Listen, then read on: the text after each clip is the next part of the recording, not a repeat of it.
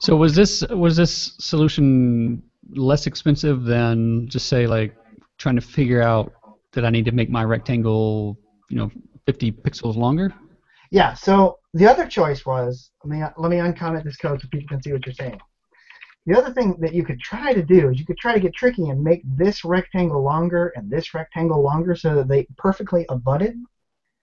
But there is no simple there's a way to do this mathematically, but it was too hard to explain.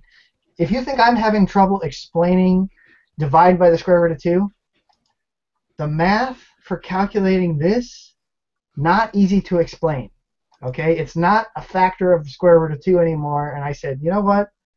Let's just do this. It's going to cost us one extra rectangle to cover it up, but we're not going to keep them around forever, which is a discussion for another day. But later when we go into camera work, I'll explain how we create and delete things over time. But we're not going to have a bunch of rectangles forever. So we'll just create 2 rectangles to solve the problem. Easy peasy, and it's squeezy done. Because the only reason I mentioned it is because I'm sure somebody out there was going, well, why don't just make the rectangles longer? Yeah, you could make the rectangles longer, but the math to do it is not easily defined for the layman. So this is much easier to understand. Okay, so what's left? Let's make the glow. What is the glow? The glow is nothing more than another segment, a little bit wider, offset a little bit, and maybe with a slightly different alpha or color. So what I chose to do was to make a segment that was wider than this, and then move the left one over a little bit to the right one over a little bit to the left, and change the alpha. And then, because I always want my glow to be beneath these wall segments, I put the glow in content 3. The path is in content 1, so which we know is over the top of content 3. So let's just uncomment this code. Which while you're there, is a great illustration of this whole layering concept that we were talking about earlier, is that if you had a single file and you put all your code at top bottom, then everything would be ordered in the order in which you put it. But here you're clearly putting something in the content 1 and the content 3 at different points within your code. So you really don't have that sequential layering, the sequential. There's much less thought that goes into this now. Yeah. Now I just say, I want this on top of that, put it in the right layer, done. Right. Versus, oh, wait, I created that last, now I got to move it up, or I got to do some other thing. I got to account for the painter's model. Yeah. No, Yeah. no painter's model worries here. You're more focused on the execution of your code as opposed to the layering of it. Absolutely. Okay. So let's just create the glow. It's got the same rotation. The only thing that I did here is the same problem is these had to be even longer, so I made them slightly longer. So if you remember, the other one was 4. I added 6 pixels to this, and I made them wider. So these are not 4; they're 9 pixels, and that's what we get. So it's not quite as beautiful as what they did, but this is a first approximation. We can do more to make this nicer. So far we're not doing any shader effects. We're just doing raw rendering of basic rectangles, and now we got this versus this. So this is theirs, and this is ours. Pretty close. I mean, except for this line in the middle.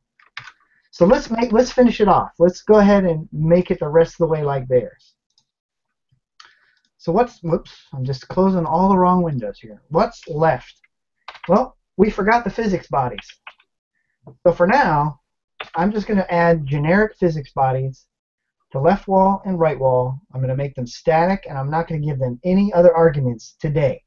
We'll talk all about collision detection later.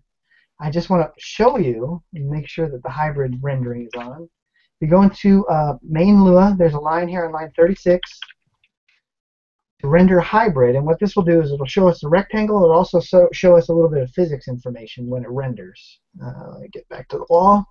So let's save. The code is saved, and now when we redraw this, now it shows us all the same stuff I had before, but you'll see this little hook here. You can't quite see it very well, but there's a red line and a little green line, and this is showing us basically the angle, and then the shading has changed. It's sort of greenish. there is an extra rendering going on that shows us this is where the body is that encompasses the wall.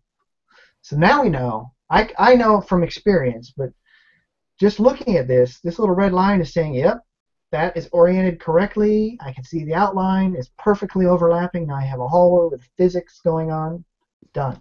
So if you wanted to, you could create a little ball, give it a physics body, drop it into that hallway there, and it would just go bouncing around down to the end Absolutely. of Actually, I did bottom. that on the initial example, but I took it out because I moved right into the player.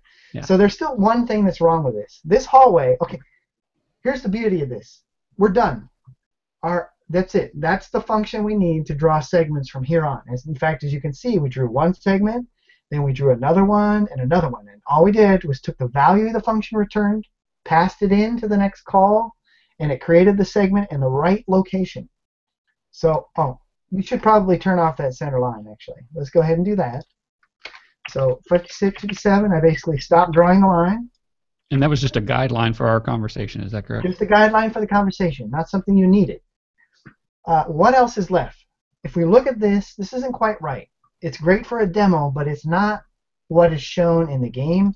The game hallway is much wider and much longer on the initial segment. So all we do is we go back to game. You'll remember I said in game, in the initialization, we're going to draw the first few segments so everything is there to start the game. So let's make the segment 1,000 pixels long for the first one. And let's make them all 200 pixels wide. And I know this because I tried the values out earlier. But now we have something that looks a lot more like where we are here. 45-degree angle. Let me turn off because the coloring is a little goofed up because of the hybrid. And you just said that we're initializing, we're creating the first segment, and I assume that means that later on we will programmatically create the remaining. We will programmatically create additional segments as we need them, but you don't want to create, you can't, it's impossible, it's endless. You couldn't create all the segments because you don't know how many you need. See, you need to create them as you go along, but you need to create a certain number of them to start, otherwise you got no place to start your game. Let me find hybrid here. And while he's doing that, I just want to remind everybody that we will have a link in the show notes to this so that you can pull the code and go and take a look at what Ed's doing. Absolutely. You can download the code and try this out on your own and run it. So now if I run this, now we got something that looks a lot like, not exactly, but very close to what they have here. This one I've actually zoomed in a bit more. But that's pretty much it. So we've run out of time. So next week we'll have to talk about it, but I also produced the code for the player and the touch input. I was going to get us as far as actually navigating the hallway, but we won't do that because the next bits of this code, really simple.